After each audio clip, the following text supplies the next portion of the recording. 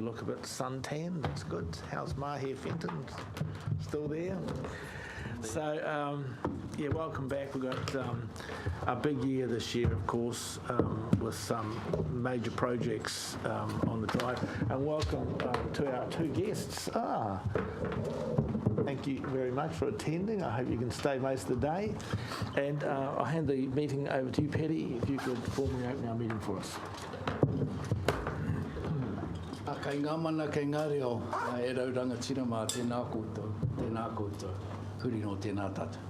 Pai o ki rā ki ngā wharirau, ki te whare nei, kai te mihi. Welcome back, ka mihi o te tauhou. I've put up, this is be about the fifth time I've put this karakia up here. So it should be sort of worming its way into each of us around the table. I'd like to think somewhere during the course of the year that we might be able to have a start on the karakia from anywhere around the table. So I look forward to that. That's one of my aspirations. Join with me, we're going to do the Māori side first, and then we're going to do the English side straight after that.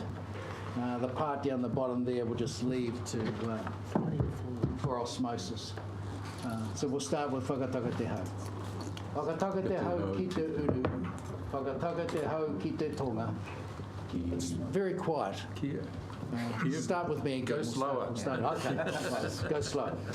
Work together. Whakataka te hau ki te uru, whakataka te hau ki te tonga. Kia mā kina ki uta, kia mā tara ki tai. E hi ake ana te atakura, he teo, he huka, he hauhu, tihei mauri ora. Cease the winds from the west, cease the winds from the south. Let the breeze blow over the land, let the breeze blow over the ocean. Let the red tip dawn come with a sharpened ear, a touch of frost, a promise of a glorious day. Tēnā koutou, huri no tēnā tātou. Thank you, Chair. Thank you, Petty. Thank you very much. Chair, where's the Chief Executive? Disappeared on me. He'll be on his way. He'll be on his way, yeah. So we'll just go through the apologies. We have an apologies from Mike Mohi. Do we have any other apologies? Don't. Peter, will you move to accept apologies? Tom, will you second, please? Oh, Fenton will second. All those in favour? Aye. Now, notices. We have two late items which we received.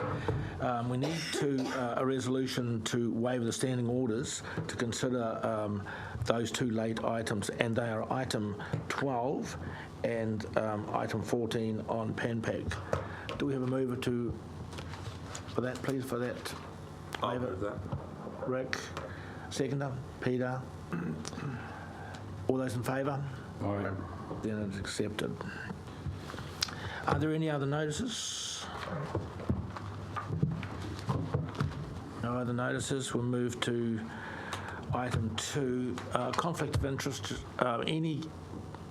Only conflict of interest with items related to today's agenda. Does anyone feel they have a conflict or any issues related to today's agenda? No. Then we'll move to confirmation of our last minutes. Now, there was... I hope you've got the right ones because there was 2 copies and we amended one. So, has everyone read the minutes? Are there any corrections? Fenton? Just trying to get my head around the amended motions, etc., around waiving standing orders. I can't remember Councillor Dick and I moving the waiving of standing order around Kahutia and then voting against it. Does seem rather odd. It does. Now, I haven't been back to look at the video, Chair, which I probably should have done, but there was a bit of heat in that discussion from memory, so Yeah, I had the feeling I did one of them, whether I'd seconded or moved it, I can't remember. that makes more sense to me, but If the resolution was to waive and you would have voted against the... I'll get Leanne to decision comment waive. on this. I didn't. Excuse me, Finn. I see Point taken, Leanne can... Through you, Mr. Chair, I can just step through the process if that helps. That would be good. So initially it remember was because it was so proposed long that ago. it was just going to be a straight one resolution for the whole of the late items. So that if you Because they were remember, put there was the separately. whole agenda and then there was the kahutia. So Councillor Dick moved an amendment that we separate it and do it as two separate motions, Which I which you seconded and was carried. Okay. So that's then it carries on from there. Right? Does that satisfy Are you happy your with that? question? Well, yeah. Not happy about it. Alan can't remember. It is what it is It on is the what day, it but is. it just does seem a little Tom, bit you had a comment, and then convoluted. I'll come back to you, Peter. Unless it's on the same Oh, subject. well, it's on the same, Yes. well, related matter. On page 11,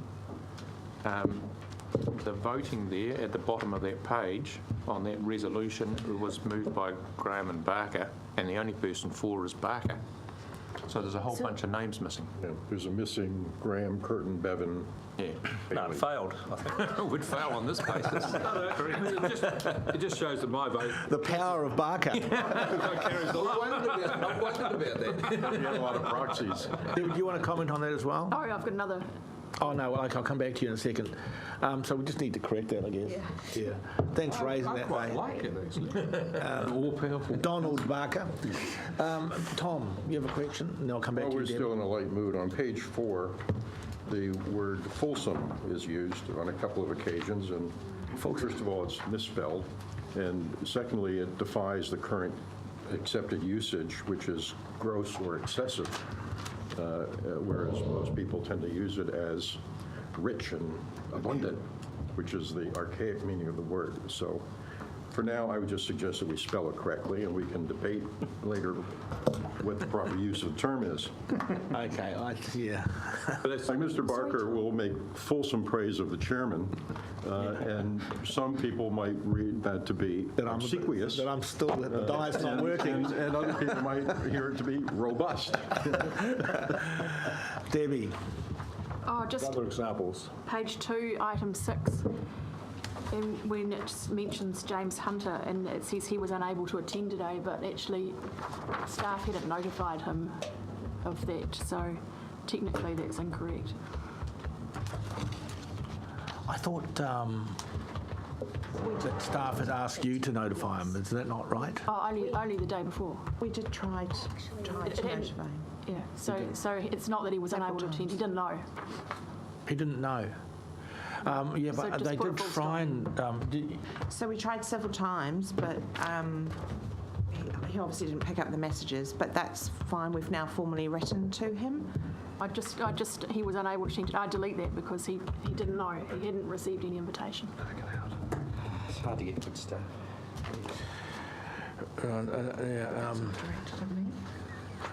I'll just change it to not in attendance. Not in attendance, yeah. You be quiet. Okay. Can you give me his telephone number, Deb? Do you have his telephone number? I wouldn't mind giving him a ring. We've sent a formal letter to him as well. Okay. Yeah. If I could have his phone number from someone. Okay, Tom, back to Tom. Yeah, beginning on page 9, number 5, there's an important reference here to this whole commissioning of a remuneration process for the RPC. And if you read through number 5, it actually doesn't make sense. There's some kind of wording issue there, which I can't quite figure out what the intent was here. Somebody with a better... So there was a recommendation that came through from the Regional Planning Committee to undertake an independent review of the remuneration, and this is crafted as an endorsement of that from council on the basis that the committee itself is able to obtain advice for its own purposes. So the committee is effectively the one which has commissioned the work, and the council in this case is endorsing that. I understand the intent, I think, but if you read the words, it just doesn't read, it's not grammatical. Something's wrong with it.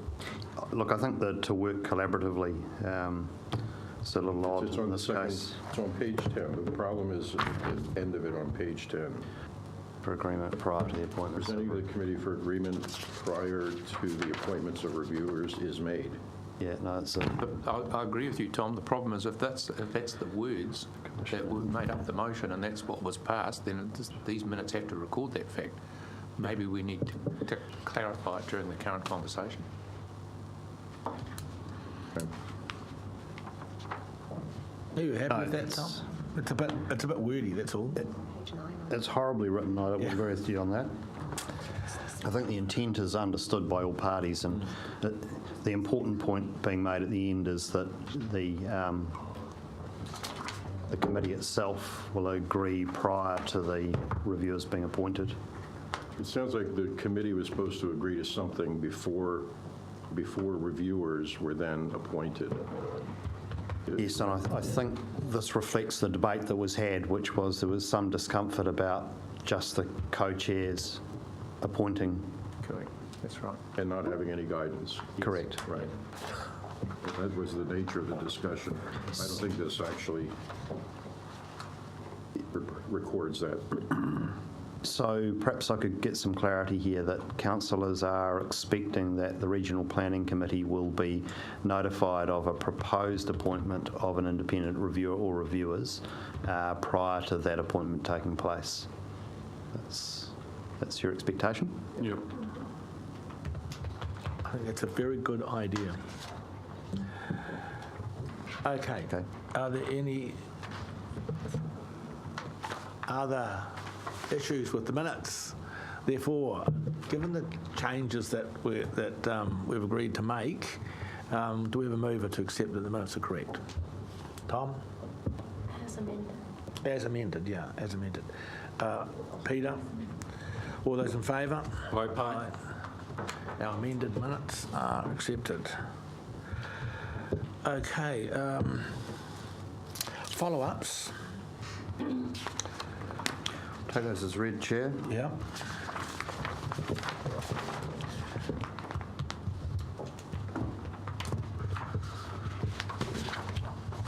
Are there any comments on that, Debbie? Kahootia minutes that were private or public excluded, have they actually gone online now? Still haven't been able to resolve the issue with the software. When will that be? As soon as possible. So with the, anyway, now that they are public, so I have a question for you, Chair. We had Tracy, the CE of Kahootia, inform us that they were paying $150 per hectare, and we had Councillor Belford declare an interest as pertains to a business arrangement with Ngāti Kahungunu in the true and confirmed minutes. So my question for you is, why did you not require him to recuse himself from the debate, considering that maths over a 30-year term is in excess of $100,000? Because he wasn't, the Kahootia accord that we were signing up to had nothing to do with any business transaction which Councillor Belford had. His was a previous transaction. When they went over their plantings, they said to us, the CE said to us, we've got 2 properties planted to date, and one being Ngahiwi's and one being Councillor Belford's, and the other properties they listed as going to be planted, so that is a business transaction. No, it was a... Would you like to see the legal documents? It didn't have anything, excuse me, Tom, it didn't have anything to do with the capital that we were putting up for future plantings. They did it out of their own resources, the previous one. So, and as you are aware, he abstained, but he didn't actually have a conflict of interest in the debate. That's my view.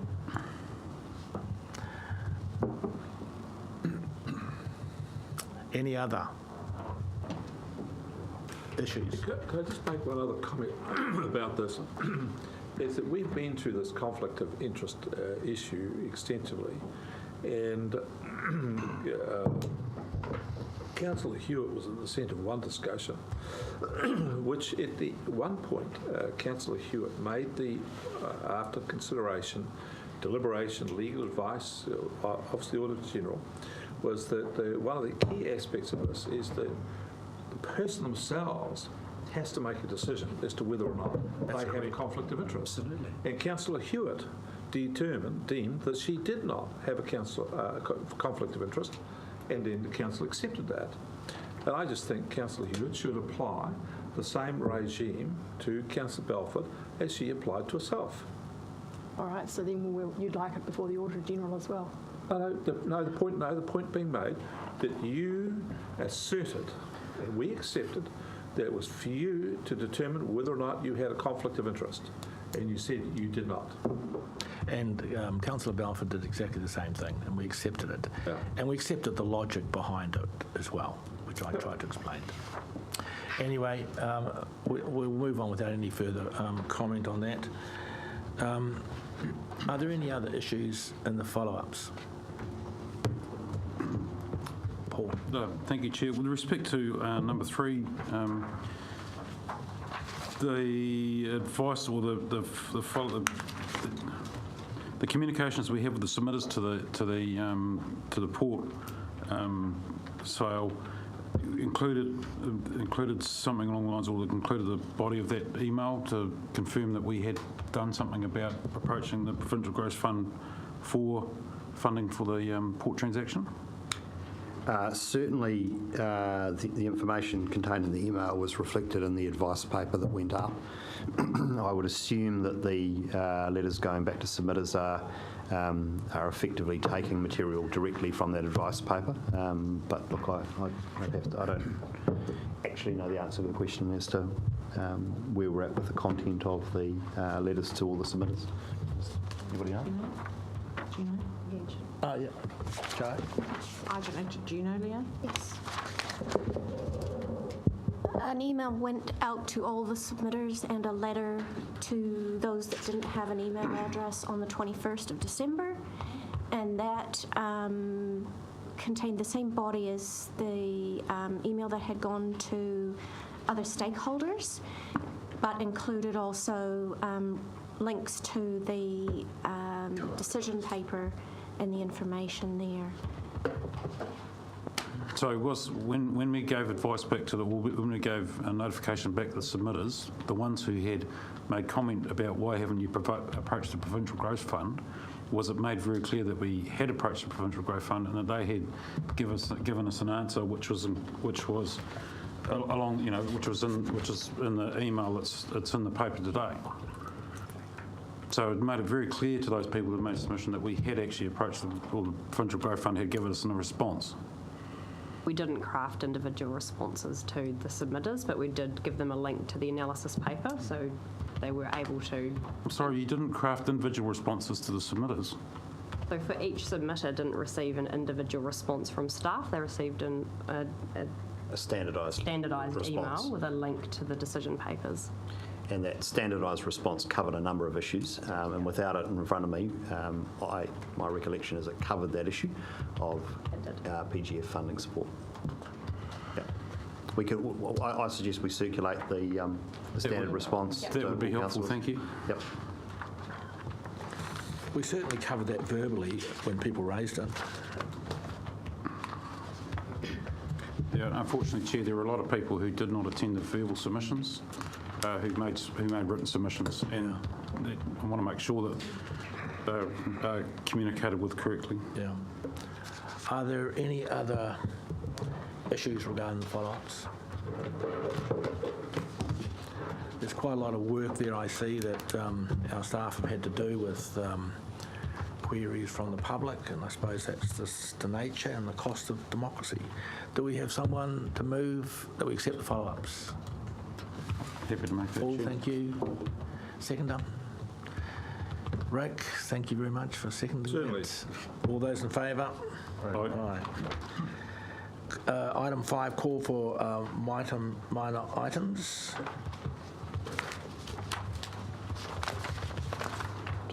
Tom. Tuki minimum flow regime and Mohaka consents. And Mohaka.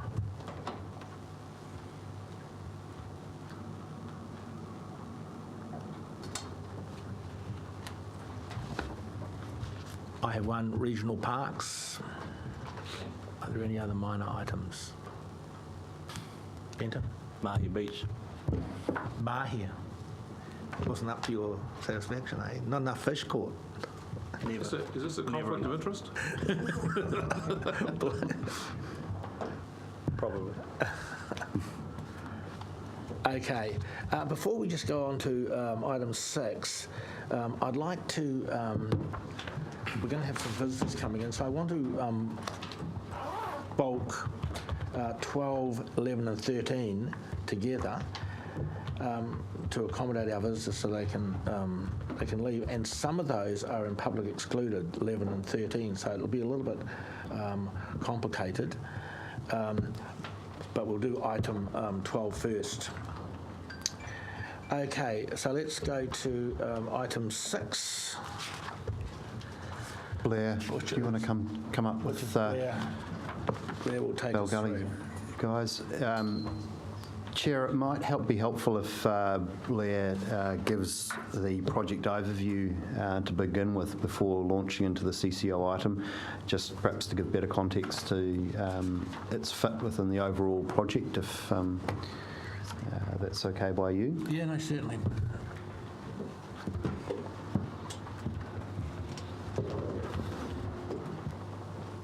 So Blair, welcome, and welcome to you Bell Gully guys. The floor is yours. Good morning. Well, thank you. I've got two support crew here. I've got Eamon Nuns from Bell Gully and also Peter Boyce from PwC, who's here on the tax front.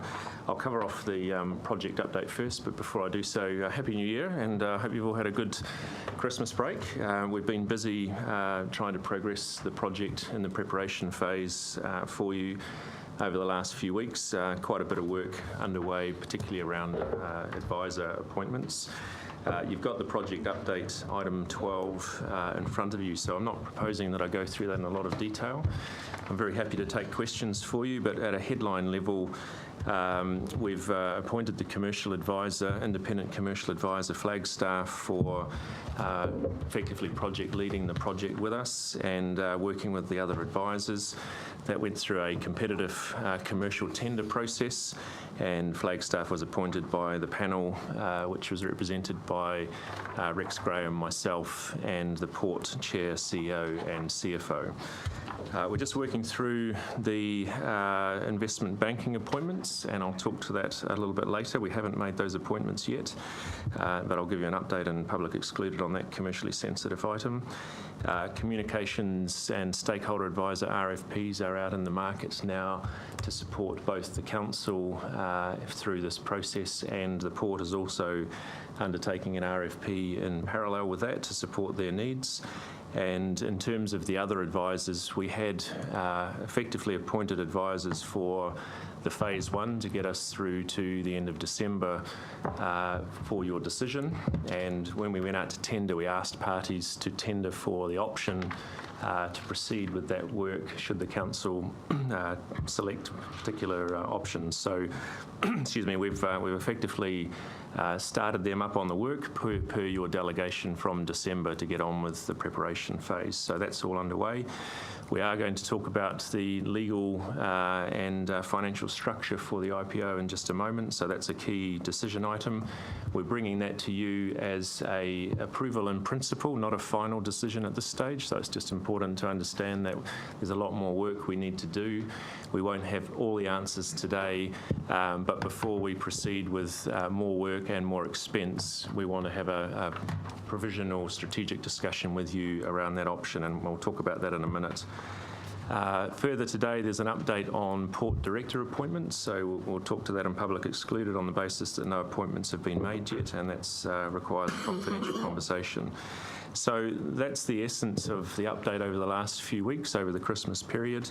We're very much in the process of completing the mobilisation to really hit the ground running, so we haven't really got into the design stage for the project yet. That will start happening in the next couple of weeks, with a view to having a council workshop very soon to talk you through the considerations, and then with a view to bringing back to you the headline decisions that need to be made by the council in April for you to decide whether you wish to proceed further with this particular transaction. So by way of project update, that's effectively where we're at. I'll just pause there and take any questions on the project update, and then we can move into the LTP, into the Holdco discussion. Right, any questions for Blair? Paul. Thank you, Chair. Paragraph 4, selection of the candidates for the Napier Port Board.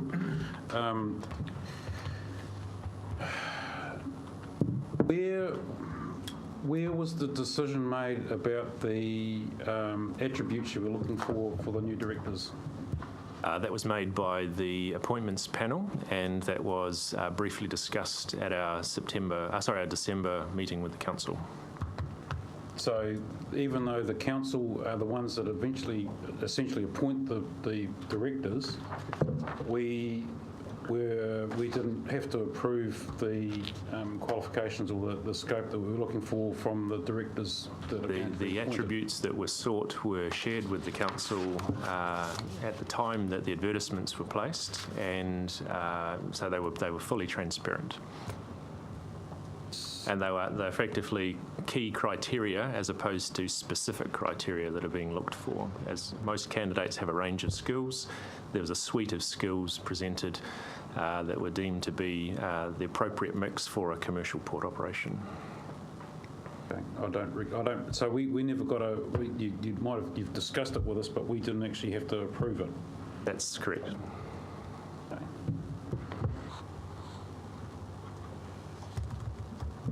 But we tinkered with the ad. Sorry? We tinkered with the ad. So there was an ad that went out. Who did? I did. That's your... That's you, Chair, that's not the council. I think what Blair is saying to you is that it's a little bit like an old-fashioned wedding where the minister says, is there anybody here who objects to this marriage? Yeah. You need to speak up at that point. The moment you don't, the moment has passed. Correct. That's right. So I can live with that. You can live with that. Good. Any other questions for Blair before he moves on? So we're talking about the CCO here, Chair? Not quite yet. Not yet, okay. Just in terms of the project update. Any other questions for Blair? Well, I have a question that's to Blair and will be to our legal advisor as well. It's not about the project update, it's about things going forward.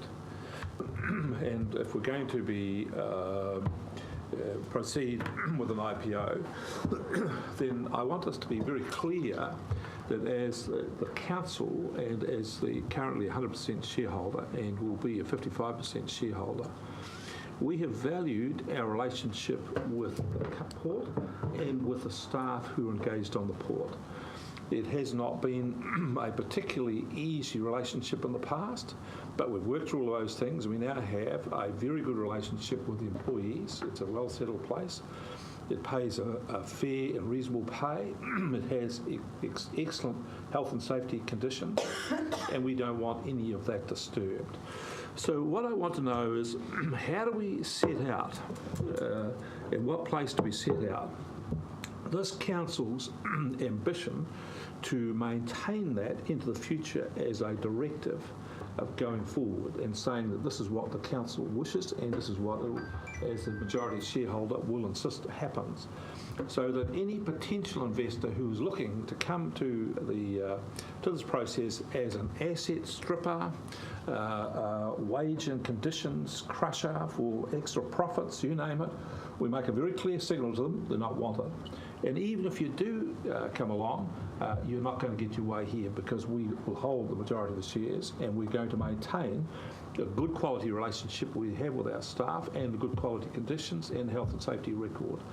So that needs to be a clear statement, in my view, unambiguous, and I want your advice either today or sometime in the future when we make that statement very clearly. Sure. Look, I'll give a couple of very brief headline responses, but I think we should take it away and come back with a broader response to you. So if the council decides to proceed with a listing, there will be a product disclosure statement which outlines effectively what's being sold and any parameters around that. There'll be a small opportunity in there to outline the council's view on corporate responsibility as effectively the current shareholder. The level of detail that goes into will need to be worked through, but there's an opportunity to do that. Going forward, should the company be listed, the council as a majority shareholder can write to the company at any point in time it wishes, conveying its thoughts to the company, and then the board of directors of the company will have an obligation to listen to and consider the views of its shareholders, and that same right will apply to all the other shareholders who have that right as well. As far as operational matters are concerned for the port, which some of the items you mentioned would be, those essentially would sit with the board of the port. They're not necessarily investor decisions. They're more operational decisions for the board and management of the port, but the shareholder obviously often has a view on how those things are done. So in principle, those rights that exist today to convey the views of the shareholder remain in place in the future, and the vehicle for absorbing those views is the board of the port, who you will also, as a majority shareholder going forward, have an influence over the appointment process for. So that's essentially how that would play out, and we can come back to you with more detail on that. Just before we go around, Rick, are you happy, because you've made a public statement now because you're on TV, so I think it's a pretty strong statement you made already, and are you happy with that answer? Yes, I think my intent is very clear. I don't think it's ambiguous in any way. No. And I would just add that I don't entirely share Blair's view about the separation between shareholders and operational matters. The law might be different here from what it was in the States, but some time ago, Mr. Henry Ford gave his workers a substantial pay rise, which the stockholders, some of them, objected to. And they went all the way to the Supreme Court, and the Supreme Court ruled that whilst Mr. Ford was a good and generous man and was trying to do the best by his staff, his first priority was to his stockholders. And Supreme Court overturned his decision for a substantial pay rise, which was entirely an operational matter by the man who created the company.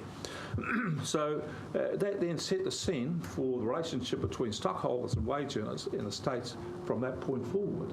So I must make it clear to you that I don't see the separation being that clear. I don't want to go to the Supreme Court at all, but I want to be clear that as a shareholder, I expect that we will have strong influence, not just advice, and that the board will take cognizance of that, and if they don't, there will be trouble. So understood. And look, I think the things you're outlining around corporate social responsibility are reasonable expectations, and most entities now conform to those sorts of requirements. We will come back to you with a clear outline of shareholder rights as part of the more detailed work. We obviously haven't started that yet.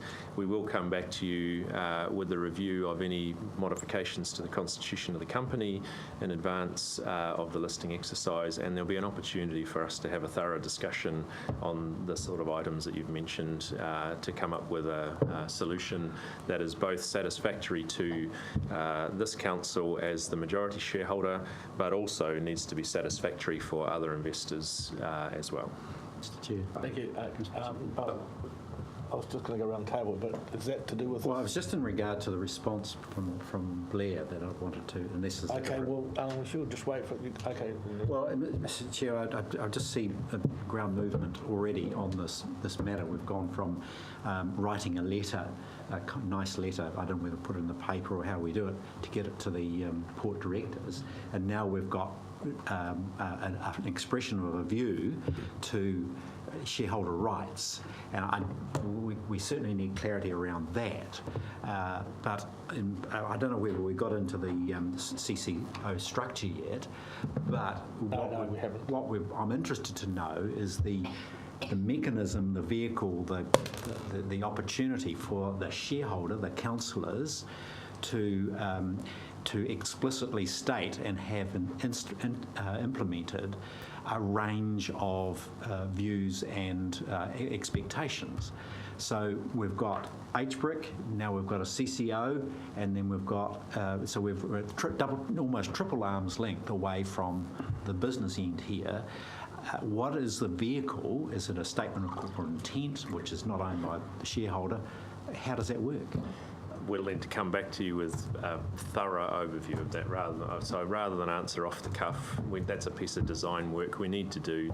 The clear requirement from council is to know how it can exercise its rights. That's what I'm hearing from you, and we need to come back to you and articulate under a listed structure how that would work and how we should design that. So I think the majority of your concerns can be addressed through that process, and I would rather we do a thorough job and get proper advice on that, and we haven't done that yet. So clearly it's an objective for council to understand how it exercises its rights, and we need to come back to you and articulate the options and recommendations around that.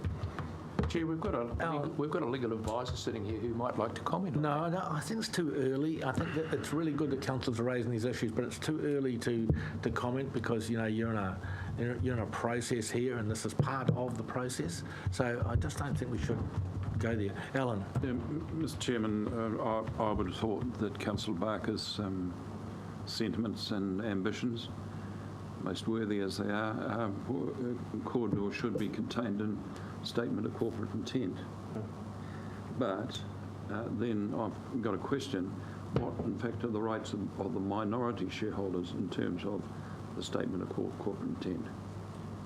I might, even though you don't want to, I might... I know, well, that's different. Different issue. Okay. So the board will be responsible to... Just use the... Can you just mic that up, thanks? So compliance with that statement of corporate intent will be the responsibility of the board. The minority shareholders will have the same right in the sense they're a co-owner of the business, albeit not one with the ability to enforce their requirements on the board, but they will have the ability to seek that the board comply with if they believe there's non-compliance by the board with the statement of corporate intent. One of the pieces of design work that we need to complete is the extent to which, as a listed company, that statement of corporate intent will actually be applicable, because the Port Companies Act regime, as well as the CCO requirements. And that's what you have at the moment with the Port Company and under the Port Companies Act. So it changes slightly in the listed company environment, where the statement of corporate intent is based on the other practice of other listed. There are 3 other listed port companies, and 3 of them do have a statement of corporate intent, but we don't believe it's necessarily required. So that'll be one of the design aspects that we need to finalise. But the board, going back to your original question, the board is responsible for complying with that statement of corporate intent. It is on behalf of all shareholders, not just the council. Sure. It would be a backward step to avoid a statement of corporate intent being in existence, in my view. Yep. Understood. Yep. Okay, Neil. Can I just follow up on that? Can you tell me what is the transaction for the statement of corporate intent? Is it between Holdco and the port, or between the shareholder and the port? I'm not clear how we as shareholders express our view and get it into an SCI. I think probably the better way to think of it is not so much the statement of corporate intent as being a relevant document. Really, as a majority shareholder, you have, through your investment company, the ability to, just as you do at the moment, effectively replace the board. And so that is like any listed company with a majority shareholder. There is a significant degree of protection for a majority shareholder's desires to be conveyed to the board. The board is not bound to implement your wishes in the same way as any other listed company or company which is majority owned. It's the shareholders' wishes, but ultimately the majority shareholder has the ability to replace that board. That is where the principal protection will be for the council through its investment company, like all other listed companies that are majority owned. An example of that, Contact Energy was owned by Origin Energy, but it had a separate board. It ran the business, but that shareholder had significant influence over the decision making. I hear what you're saying, but we've got a regional council, we've got HBRIC, and we've got Holdco. Yes. So can I just I think we can address your concern in the next paper, because how we think of Holdco is the answer to your question, and Holdco and the port effectively are the same thing. But we need to explain that to you so that your question gets answered. You're dying to get into the paper, aren't you? I sure am. Okay. If there aren't, Fenton. Just a general query, Chair, to the legal advisor. As we get further down this process, we've got 3 directors of HBRIC, 2 of which are councillors, 1 independent. What's the thinking on councillors' ability to make decisions as the investment company and then come back to the council table and then make, either accept or not accept those decisions? Will Holdco take any onus away from our 2 councillor directors, considering they're 66% of the HBRIC vote? Or do we need to consider actually having independent HBRIC directors in the near future? Possibly an unfair question to ask, because I'm just talking about the basic principles of it. Sorry to ask Eamon, because it hasn't been considered yet, but the headline is it's a council decision on who's appointed to the HBRIC board, and how the council wishes for that to be executed is something we can consider as part of this process if it's an item the council wants addressed. It just puts unfair pressure on the 2 councillor directors, because we've been through all this. That it limits their ability potentially to vote at the council table. Chair, just before we move on, I just wonder whether it might be helpful for Eamon just to characterise the status quo with respect to the Port Companies Act and the extent to which the port directors have responsibilities that they need to discharge in relation to any direction from councillors. Because I'm just not 100% sure that the status quo is as clearly understood as it could be. Sure. I guess stepping back, I don't see a material change from the status quo. At the moment, the Port Companies Act requires, and you do have a board which can have up to 2 council-affiliated members, and the rest are required to be effectively independent. That is the same as will be required under the NZX listing rule requirements. So at the moment, if you had a disagreement with Port Board, you would have the ability in the same way you couldn't direct the board what to do. You would need to go through a process to speak with the board about your views, and ultimately the sanction could be removal of the Port Board or certain members. That is the same that applies in the listed company regime. As a majority shareholder, there is the ability to remove directors, albeit it's a very public process. You have other co-owners who would be involved in that decision, but it's an ordinary resolution, and there is that ability to change the board. Now, that's a decision which is not taken lightly by majority shareholders, because it's important for continuity of the board and to give confidence in the market as to leaving the board to do their job, but also the shareholders do have that ability. And so there's no real change, to answer your question, I think, from my perspective, between the requirement at the moment to have up to 2 council-affiliated members and the rest independent, and that will be the same in the new regime. So the ultimate sanction remains the same, but under the current legal arrangement, the council doesn't have the ability to direct the port directors other than through the statement of corporate intent in any event. That's correct. Otherwise, we'd be in the deemed director space anyway with respect to councillors issuing instructions. So, yeah, I think there is a perception in the community possibly that the council has the ability to direct operations on the port, and that's something which is at risk here. But that's not the case. Is that you're confirming that? That's correct. And the headline is the Port Companies Act prevails as the primary legislation here, so that won't change. We don't have the ability to change the Port Companies Act. Where we can seek to have influence on the port is through the constitution design heading into this process, and as Eamon points out, through the board appointment process.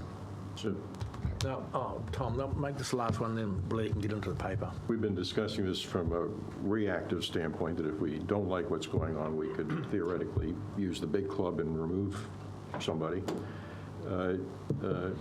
I assume that we also have the right to in our appointment process, to indicate or select an individual that we think does represent some ethos that the council believes should be represented on that board, correct? There's nothing to limit that. If we felt, for example, there should be a union representative on the board, there's nothing to prevent us from making that clear to the selectors or the whatever process would be gone through. That is a criterion that we are expecting to be met. Is that correct? So the shareholder certainly has a right to express its views on the appointment of directors, and it has to ratify those.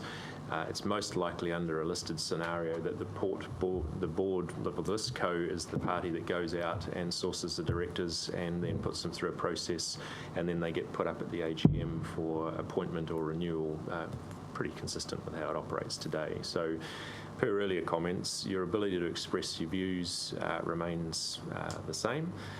Your ability to exercise your power if you're dissatisfied with the decisions made remains the same as well. So you just continue to decline recommended appointments until we saw the one we wanted? No, but Tom, just to answer your question. Council has a right to appoint up to 2 directors. So we could theoretically, not theoretically, actually appoint two people who had a different. In the current regime? No, in the future one. The future as well. Under the Port Companies Act, you can appoint up to 2 council representatives. Okay, Blair, now can you get into the paper, please? Sure. Look, well, thank you. I think we've started to touch on a number of items in there. So just to clarify, so this paper is a provisional paper at this stage. We're not seeking a final decision. What we do want to do as we head into this project now is to keep the council informed and involved where key decisions are required, and obviously manage the costs along the way to put us in the best position when we do bring decisions to you, that you are aware they're coming, you've got some idea around what they're about, and that we're off doing productive work in the meantime to bring back to you good recommendations and decisions. So one of those key items is the corporate structure for the entity going forward. There are a number of legal and tax considerations that we need to go away and do a lot more work on as part of this. So we've asked our tax and legal advisors to review the options available for us to structure the company to achieve a number of objectives. One is to support the listing exercise itself in terms of being able to take it to market. Another is to review the liability implications for particularly HBRIC in this process, and be clear on what the liability regime is for the port company directors as well, and also in the process ensure that whatever we do doesn't have an adverse tax implication. So those are effectively the key constructs we've asked our advisors to go away and work on. They've looked at an extensive range range of options, the majority of which are not particularly palatable or credible and have been ruled out by our advisors in their recommendations to us. So on the basis our advisors didn't even want to put them in front of us other than at a very conceptual level, we've ruled those out and brought to you the two credible options for doing this. They're in the paper that you've got. Effectively, one is that we have a corporate structure consistent with that exists today, and under that scenario, HBRIC would sell down some of its shares and the port company would issue some new shares to generate the 45% sale outcome that's being discussed. Under that scenario, that basically pulls HBRIC into the liability regime, and it also means you've got two entities selling shares into the open market, and who's buying which shares from which entity becomes a bit complicated for the general public and investor to work out which shares they're buying and whether it's a combination of shares or it's coming from one party. So it's a bit complicated. It's doable, but it's complicated, and it also opens up that liability regime risk for HBRIC. Under the other proposed option, which is the recommended option, a new company, a holdco, to be called something different, Napier Port Holdings or something to that effect, would be set up. For all intents and purposes, the holdco and the portco will be the same thing. So we would be proposing that that's a common board, and the constitution of holdco would be developed to ensure some of the protections that have been discussed earlier today are put in place to maintain appropriate council majority influence. And the reporting regime would essentially look very similar to what we see today. So to the comment earlier around putting another layer in, although there is another structure there, the two entities effectively are run as one entity with one board operating under one set of common objectives and effectively reporting to the investment company. So for all intents and purposes, they turn up as the same thing to the market, they turn up as the same thing to us as the shareholder, and it will be designed to make sure that that is the case and that there are no other options to put in complicated layers that dilute that current simplicity of that reporting arrangement. So that's essentially the headlines. We're recommending it because it's simple to take to market, and one company is selling shares to the market. It reduces the liability regime for HBRIC, and it effectively maintains the essence of what we have today as well. So that's the headline introduction. I've kind of stolen a bit of the legal thunder, but I thought what I'd do now is effectively open the floor for you to ask questions with both our tax and legal advisors here. And I did forget to mention that this option is effectively tax neutral, so it doesn't change our current tax position. So just before we do that, Blair, you've had a good look at this. Are you happy with it, the way it's been proposed?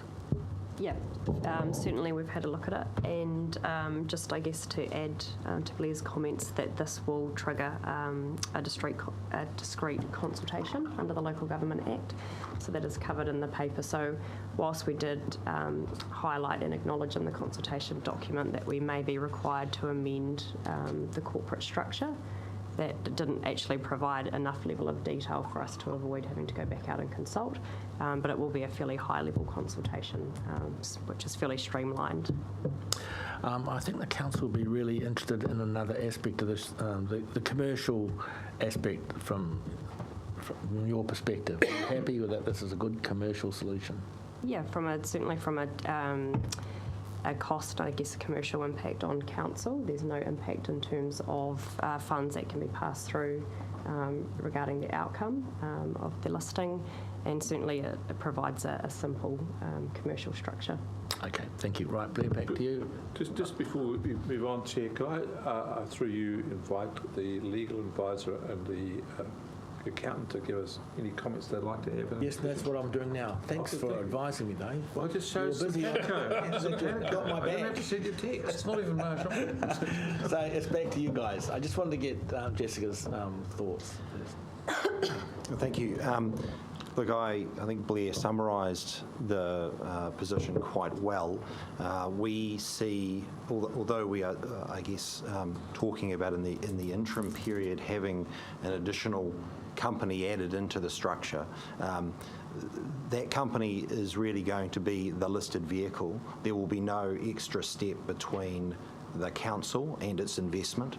Holdco, as we think of it, or Napier Port Holdings, as Blair suggested, and it may be called, would be the entity that was listed on NZX. You would hold your shares continuing through HBRIC.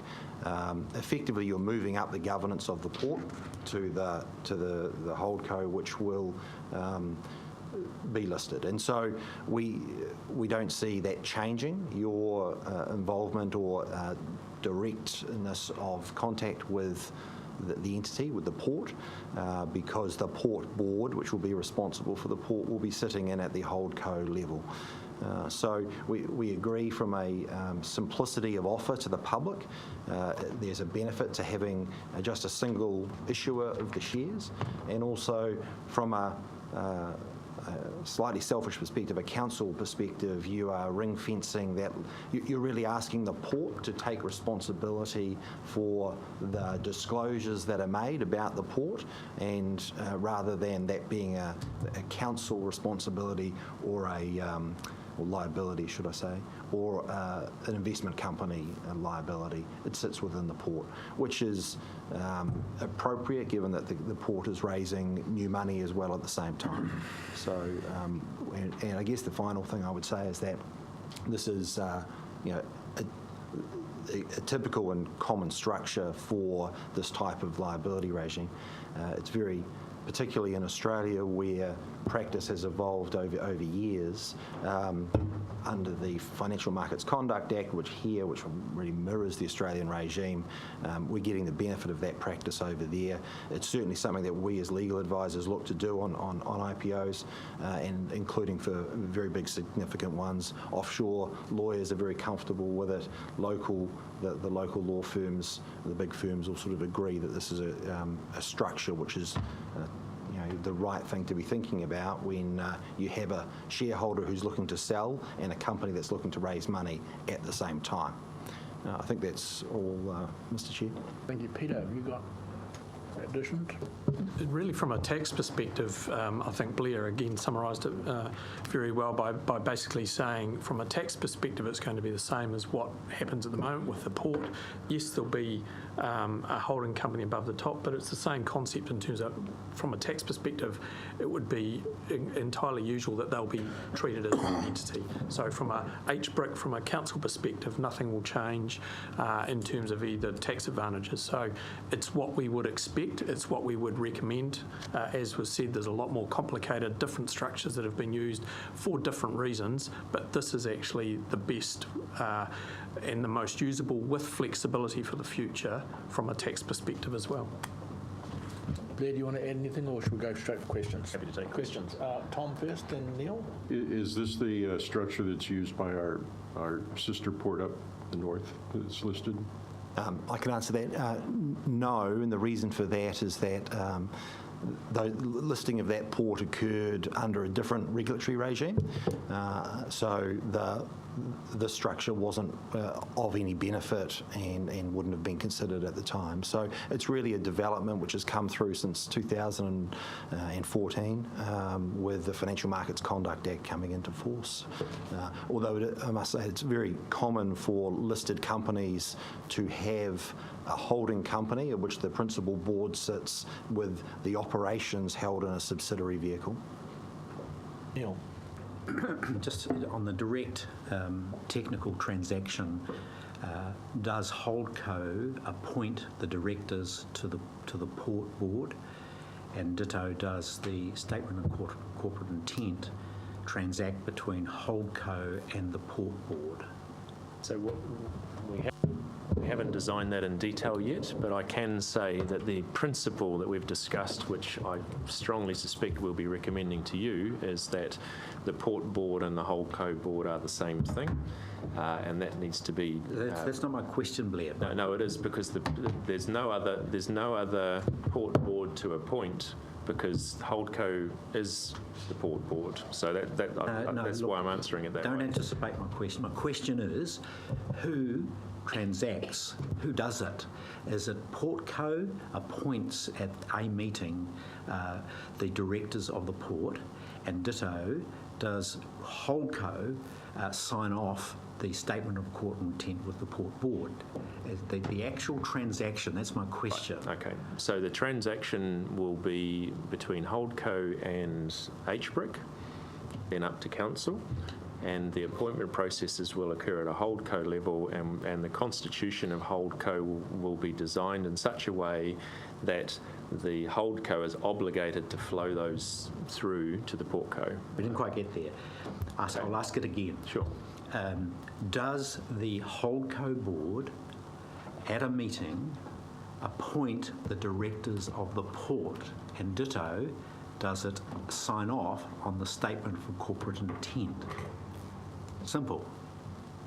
No, I just answer. I'm not I might have to right, so. defer on the statement of corporate intent question. That if I can come back to you about that, because that's one of the pieces that we are still looking at. Sure. In terms of your question about who makes that decision about the appointment of the port board, who appoints? Yeah, who appoints? So that would be a Holdco decision. The Holdco board would appoint the port board. Thank you. And that is because the port will effectively be a subsidiary of that listed company. Yeah. Yes. And you would expect, Damon, that expect that the Constitution would require effectively a mirroring of the boards. Correct. So there'd be no discretion for the Holdco board to appoint a different board to the port. No, it's a mechanical.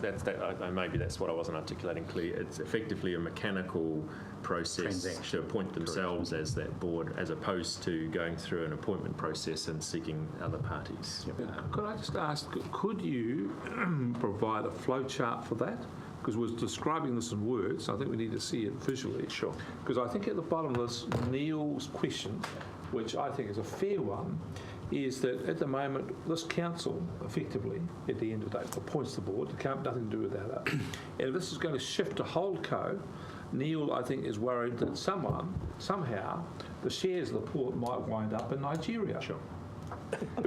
Because we haven't got control of it, don't Absolutely, we? no. So I just think he's got a fair question. We want to see the lines, where the authority is, and if there's going to be changes in authority, where they are and who makes that. Absolutely, that's a very reasonable expectation, and that would be part of the detailed design work that we will bring back to you. Okay. But I do want to really make the point quite strongly that the intent going into this is that we design this such that, for all intents and purposes, the Portco and the Holdco turn up as one thing and are bound by the same set of shareholder requirements, and that will be part of the design recommendations that we'll be bringing back to you. So my intent in saying that is to give you comfort that this is not intended to create another layer with another group of people and another set of responsibilities.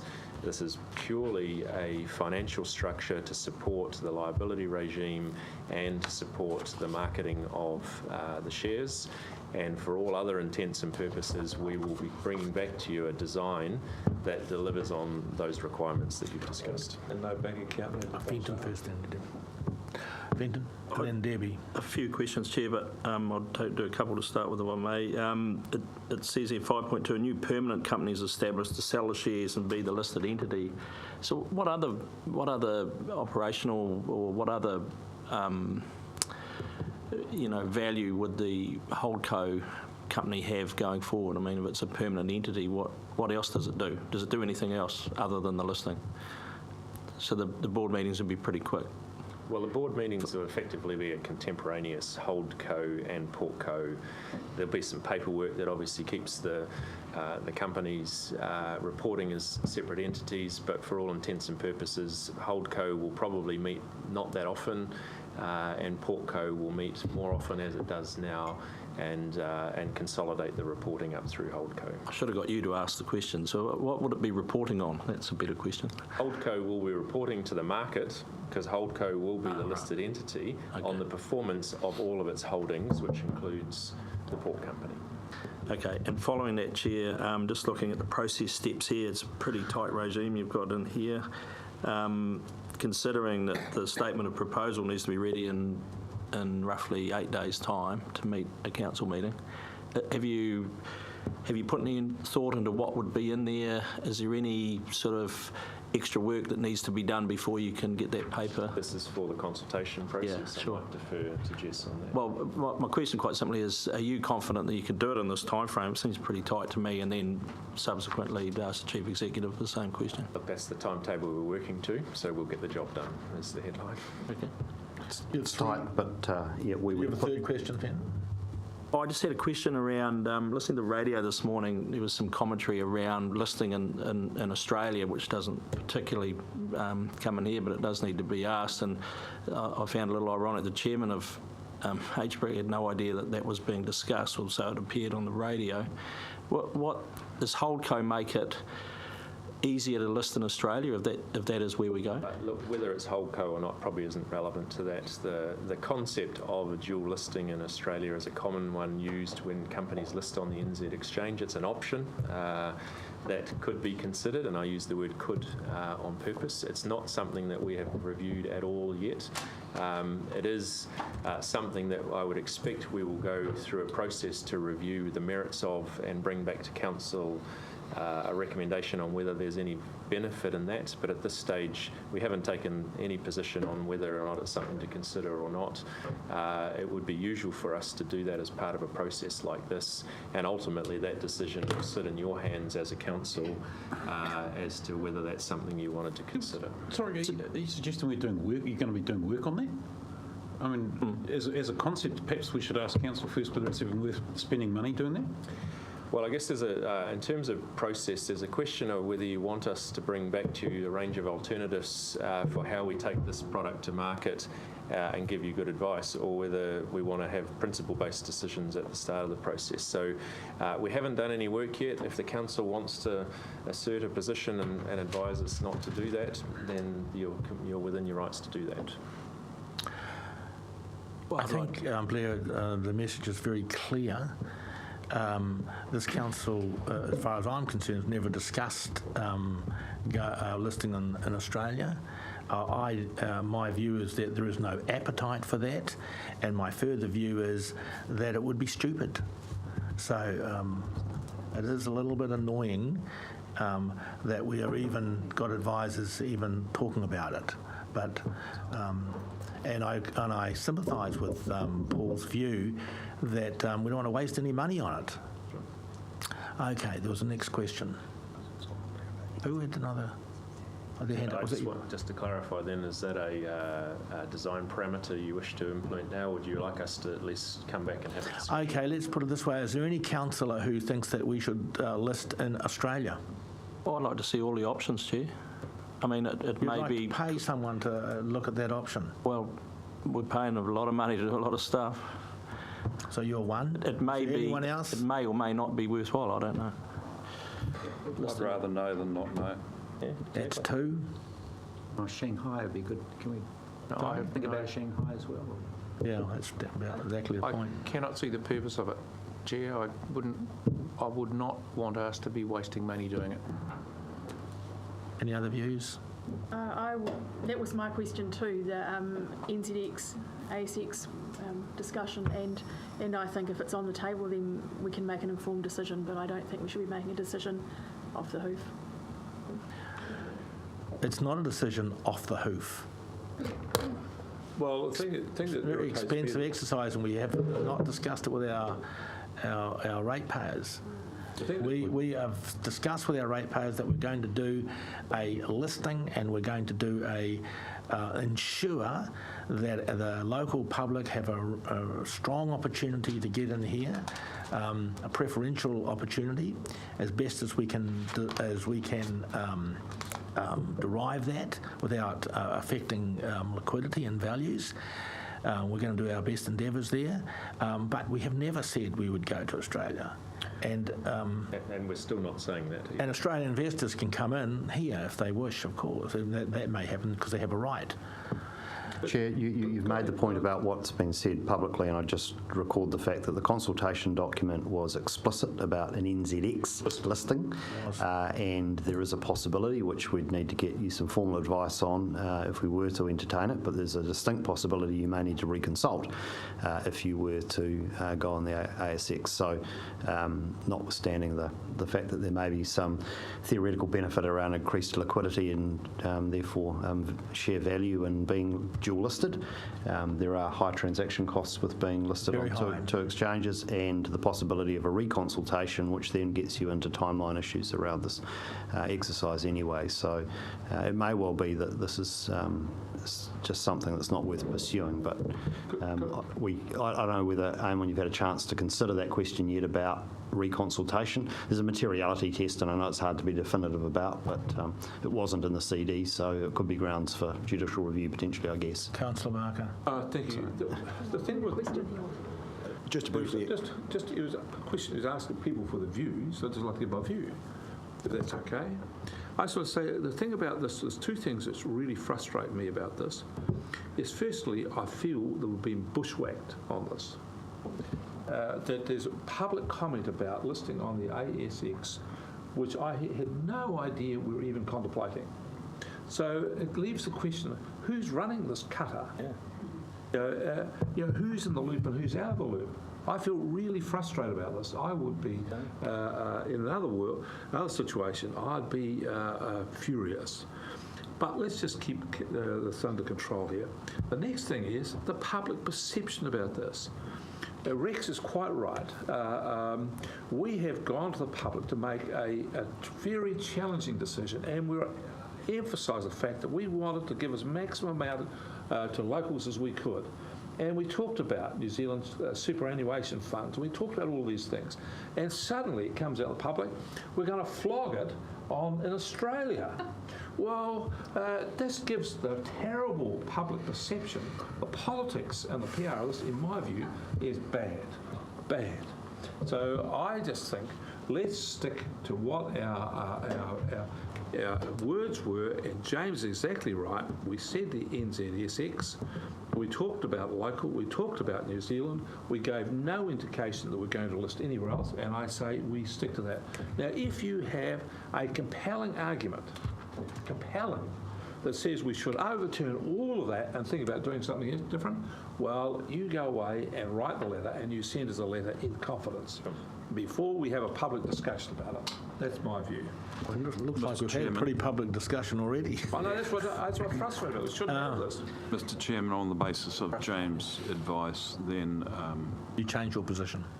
I would change my position, stick with what we've got. Yeah. Tom? No appetite. No appetite.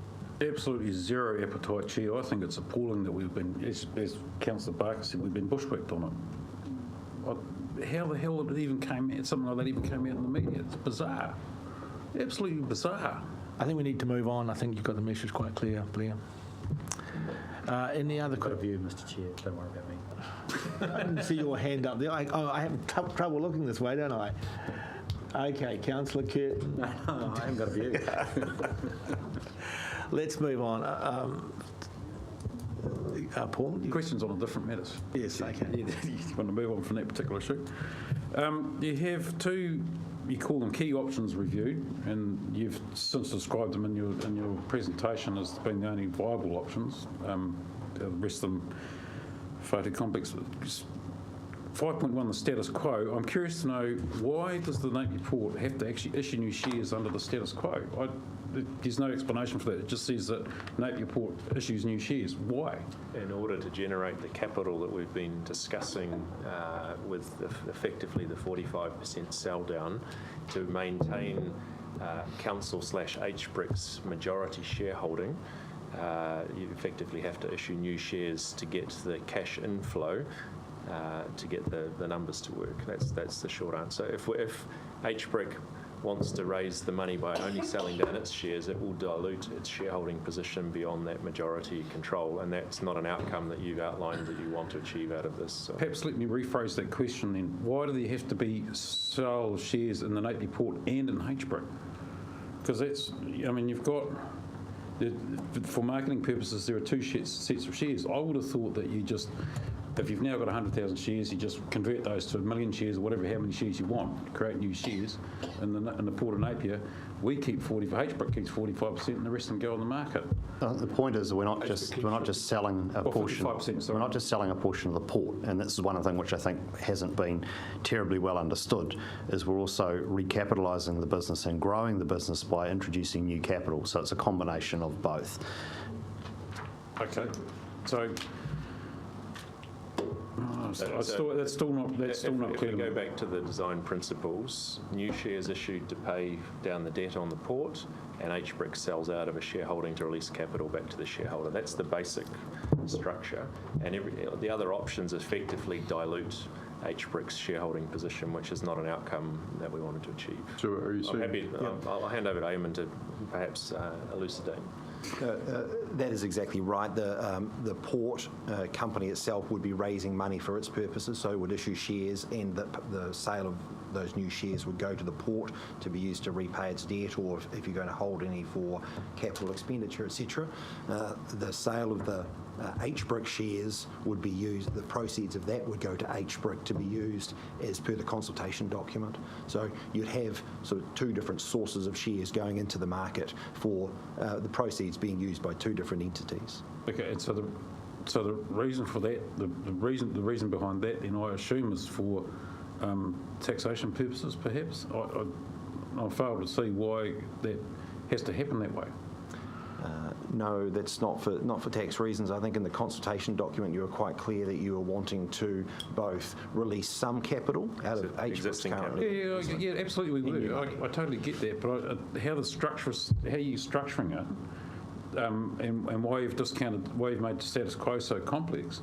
I mean, I'm just a general Joe. I'm not some Flash Harry. That's the only way you could achieve the outcomes that we want out of this process, using the status quo option. Well, if I could take I have sort of the same question. Why? Who can generate new shares? Is I guess the question. Is the port the entity that actually has to create new shares, not us? Yes. We hold the shares that happen to be out there at the moment, and we hold 100% of them, but only the port can create new ones. Correct. That's correct. Neil. Okay, no, sorry. I've got further questions. Yeah, that's only the beginning of my question. Sorry. The beginning of the beginning. The beginning of the beginning. Now, you've gone in this whole co and you've given us an explanation as to why it's necessary to have the subsidiary, which is listed on pages 19 and 20 of the paper, which is the advice from Bill Gully about simplicity and so on. But to me, the major reasons are for liability management in terms of keeping the HBRIC directors safe from what's going on. Would that be in tax? Would that be a fair summary? It's not for tax purposes, other than this structure does maintain our current tax arrangements. So none of these have been designed for tax purposes, because you don't... Not allowed to do that. It's not good practice to run your business for tax purposes, but we do want to make sure whatever we do doesn't create unintended tax consequences. So fair enough. So yes, liability is one of the major items, but the other is that ability for one company to sell the shares to the market rather than two. Yeah, which is the simplicity argument. Right, that's fine. I'm just making that clear in my mind. Now, the other part of the paper talks about the actual consultation, right? And in the consultation, you've got that the LGA require. This is paragraph 10. The LGA consultation requirements for the establishment of a whole code could be met through a brief proposal document published on the HBRC website. Now, I find that a little bit. So that's a minimum requirement under the Local Government Act. I'll pass this rather one over to than council. what we want to do. So this is a suggestion, and happy to take feedback. Okay, if you're looking for feedback, I don't think that's anywhere near enough. I think we should, because I know that when HBRIC was established, that caused a bit of a stir in the community, and this is going to be, I think it's going to go along the same lines. And I think we need to be much more open and transparent, and because to me it's like we're hiding it. If all we're going to do is put it up on our website, we're hiding the fact we're doing a public consultation. So we do plan to promote it through our website and our Facebook page. We'll also put an ad in the paper and public notice in the paper. But whether or not we want to do a mail out to all households is probably... I agree. I don't think that's... But I think it needs to be made... A little bit. We need to advertise well that we're actually going through this process, and that if you want to get the documents here they are. Yeah, we certainly will do that. That's the end of my questions, Mr. Chair. Thank you. Yes, I'm coming to you, Neil. Don't worry. You're on my mind. You're on my mind, mate. You're always on my mind. Make a song out of that. It's on my mind. Floor is yours. Thank you, Mr. Chair. Look, we've got a paper in front of us today which urges us to adopt this new entity, Holdco. And you've told us that the issues are around liability, etc., and a vehicle to transact the thing. But I haven't got satisfaction in my mind. You're saying you're coming back with a paper at some point around maintaining the thing that the public and the council are very strong on, and that is control of the port activity. Now, I hear all this I call it nonsense around what that means in terms of deemed directors, etc. But there are some values that need to be addressed. Health and safety is a simple one. Priority, the reason we're holding this thing and want to maintain a majority interest is to protect our regional interests. We've got, and I'm needing to know, do we lose any of that with priority for the regional economy, priority for regional users, maintaining the functionality of the port, we're not going to run it into the ground, biosecurity, community, being a good citizen. So they are a host of matters that are hanging on a decision that you're asking us to make today. And I don't see that there is sufficient information, if you like, or a pathway. And Councillor Barker referred to the flow chart. You have made noises that we can put in the protection, but where is the assurance? And I'm a little bit concerned with Eamon's view that we're moving the governance of the port to Holdco.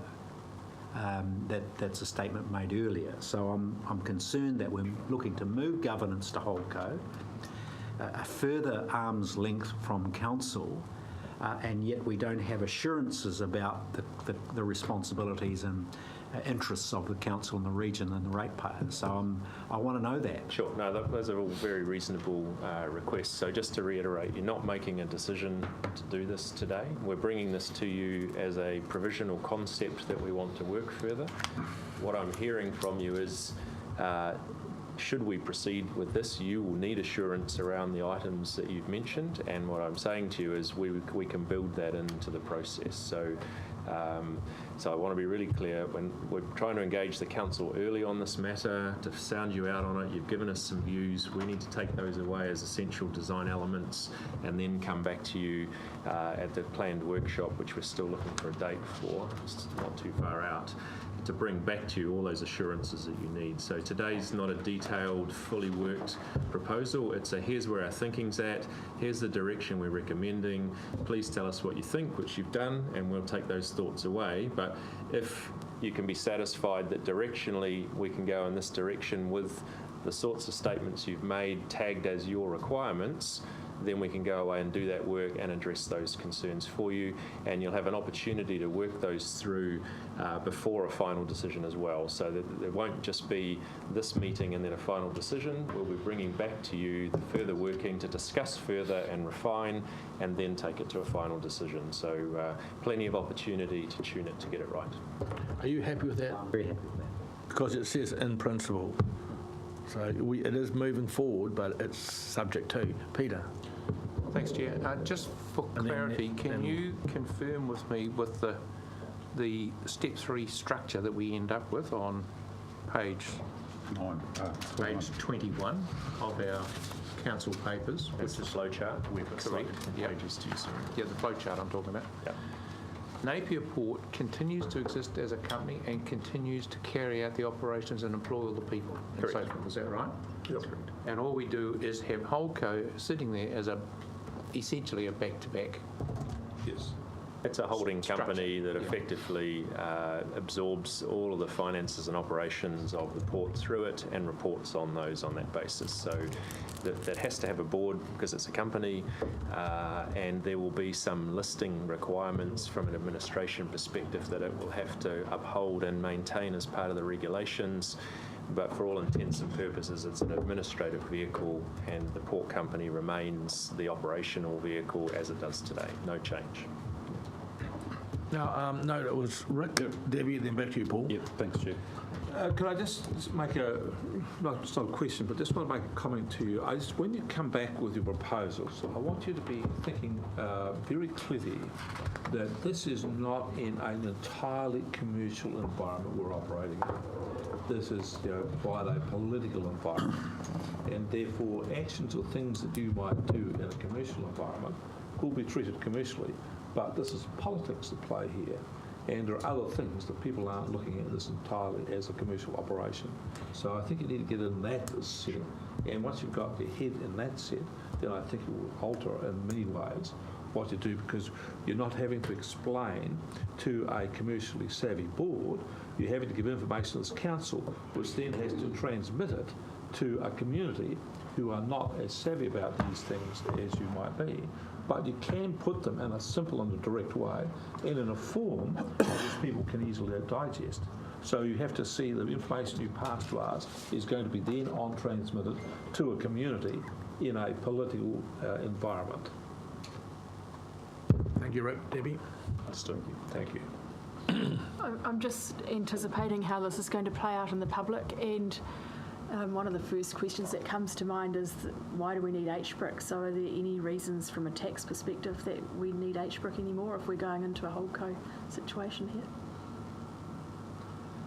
That's a difficult question to put on the advisor on the spot for. So I don't think you should answer, do we need HBRIC? I think you should answer how the tax structure works and what would change if you did. Oh, well, then I'll put the question to James. So having HBRIC still is 100% owned by the regional council. It doesn't put any new and different tax impediments in place. To the extent that HBRIC had other investments or was doing other things, then obviously that is why it would be there. But from a tax perspective, and there is thought being given, and it's the same issue that's there currently in the current structure, is how to get an extraction of profits out of the Napier port in an efficient manner right up the chain to HBRIC and further. So there's no new issues that are problematic from a tax perspective as compared to the current structure. What if HBRIC wasn't there though? If HBRIC wasn't there, you would effectively still have the same issues under what's being proposed going forward that's there with HBRIC. There are some little wrinkles from a tax technical perspective around, but that's all around the historical way that HBRIC was set up. But we're working through how to ensure that that's still efficient. Could I just explain? James, Sorry, just to clear, it seems to me that what we've got here is we've got three specialist players: the regional council, HBRIC, and the Port of Napier. And each of them have certain things they can do, but things they can't do. And what I read Holdco to be is to create in the middle of those three a utility entity which can do things for others which they can't do by itself, which others can't do individually themselves. Is that it? Sure, I understand. Well, because, obviously my thing doesn't work. Because you're saying that... Put your glasses on, that'll help. That's right. James, have you given any thought to how that discussion is going to play out in public with the consultation here? The potential benefit of retaining HBRIC, as we discussed last year, relates to the council undertaking loss-making commercial activity and the benefit of having both income and imputation credits coming via, from the port via HBRIC, with offsetting abilities if there's loss-making activity. The council last year decided that it wasn't in a position to make a decision about HBRIC diversifying into other activity, and some work was commissioned around the possibility of getting into forestry investment, which may well be loss-making for a period. That work is underway at the moment, and the decision was taken to downscale HBRIC in the interim period to undertake the bare minimum of activity and the bare minimum cost to council. So that's currently where we're at the moment. As the investment case comes forward on forestry activity, we'll be looking at the options about how to structure that should the council wish to undertake that activity, and it could be that undertaking that as a subsidiary of HBRIC or within the HBRIC structure is what is recommended. So that lies ahead, and we're not giving any thought to the diversification of HBRIC or doing away with HBRIC until that work is completed. So you could just establish another CCO for a forestry business? We could. We'd need to look at the tax treatment if it was a separate company that was not a subsidiary of HBRIC. I think it's another discussion for another time. Paul? Yeah, thank you. Thank you for the opportunity for another question, Chair. The consultation document, when it goes out, is it necessary, James, I suppose this is for either you or Jessica, is it necessary to have would it be necessary to have two options in there, or can we just go out for the consultation document with one particular option and say this is what we intend doing? Is everyone happy with it? No, we're required under the Local Government Act to put options within there. So there'll need to be a proposal and there'll need to be some alternatives identified. Okay. The preferred option and another option, which is the status quo in this scenario. Which is always status quo is always an option. Yeah. Are there any more questions? Any more comments that you guys think you should be making? No, other than just to clarify the recommendations, Chair. So I'm going to put a motion that we agree in principle to proceed with the holdco option, subject to the points that Neil has especially raised, that Blair will come back to us with those. And I think they're very good points that come from a political perspective, from somebody who has to answer to his public. Which we don't, which is a quite different perspective from the financial people. But I did sit on the meeting when this was outlined. It seems quite complicated, but it actually isn't. And when you get your head around it, all the advisors in the room recommended this as the standard option that's used in New Zealand at the moment. They all agree that this was the best way forward for us, and I tend to regard that as good financial advice, subject to the points Neil's raised. So do I have a mover that in principle we move forward? And there's the points 2, 3, 4, 5, 6 and 7. And we're just receiving this paper, really. Are you moving it yourself? I'll move it. Do we have a second up?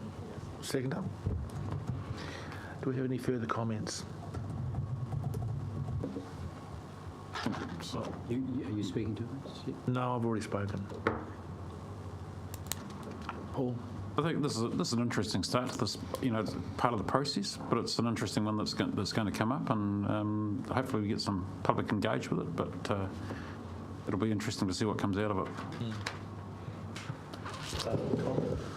Well, I'm supporting it in principle because I am expecting that the issues that Neil has raised about whether or not this dilutes in any way our direct the accountability relationship that exists now. I think assuming those are answered appropriately, then this is the most efficient way to get the job done. And if we get to that point, then I just think we need to be clear in our communication of this as a recommended option, so that someone who chooses to present it as a dilution of accountability has a real uphill case to make. Yeah, Mr. Chair, happy to in principle, support a vehicle that makes sense from a practical point of view. Happy about that, and I think I've already expressed some concerns about the reality of it.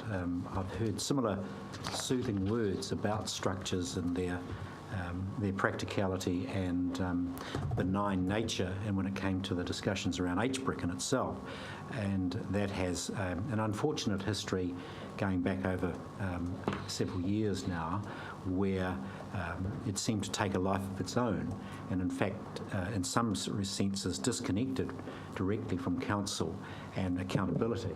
And they are my concerns. The public, particularly through the consultation process around the port, made it very clear, in my view, and held a view, an impression, that the council's in charge of the port. In some ways, that view that we are operationally responsible or accountable or directly make directions to it, it was misguided. But there is an expectation that we will, this council, as the shareholder and governors of the port, be in a position to ensure the values that we know need to be maintained are maintained.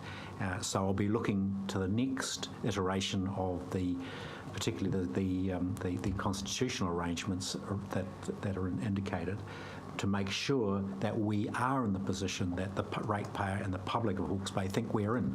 Thank you. Yeah, Fenton. Oh, just briefly, Chair. I mean, the commentary I heard in the radio this morning, just a plea to everyone involved in this that we don't hear about stuff on the radio. I mean, I was just about, a bit gobsmacked to hear that this morning, and I just put the plea out there that we need to be a bit tighter, a bit more professional. And as a councillor, I want to understand stuff before I hear it on the radio. So. Thank you, Chair. Excellent, you've made that point twice, Fenton. I just want to reiterate that. It will, if we don't look entirely professional about this, it will, in my view, denigrate the process as a whole. So this has to be a professional-looking job, and it reflects on all of us. And the things that Fenton raised were most unfortunate. I'm supportive of this, and just recall that Hawke was put to us as an option of how to go through this when we had a seminar up in the old church building up there on the hill. So this is no surprise at all. You've been pretty open about what the proposal was. This is the preferred option. You're following on the track.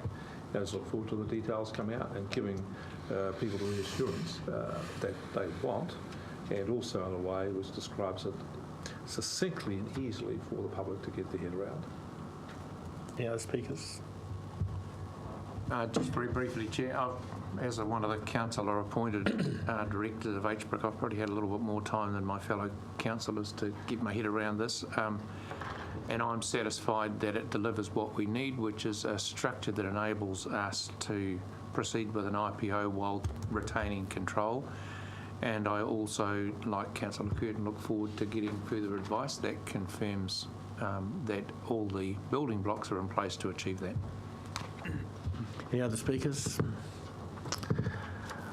I have nothing further to say on the matter, so all those in favour? Aye. Against? It's carried unanimously. Thank you. Yeah. Now, what we're going to do now is we're going to go to item 12, which is Napier Port IPO transaction. We've done a lot of that, I guess, but... We've done the update. Yeah, we're actually on to 11 and to move into P. Oh, we're on to 11. So we did those two together, Zane. Okay. Righto. What's the time? We will move into public excluded then. Item 11. Now, we need someone to move us to the public excluded. I'll move. Rick, seconder. Tom? Oh, no, he won't. Peter, will you second that? I'll second you. All those in favour? Aye. Aye. Against? 11 I'm and- assuming we're going to proceed with the 11 and 13. PE and then come back out into Yes. 11 and... public meeting Yeah. to complete the agenda. Yeah. Okay. Mr. Chair. Yes.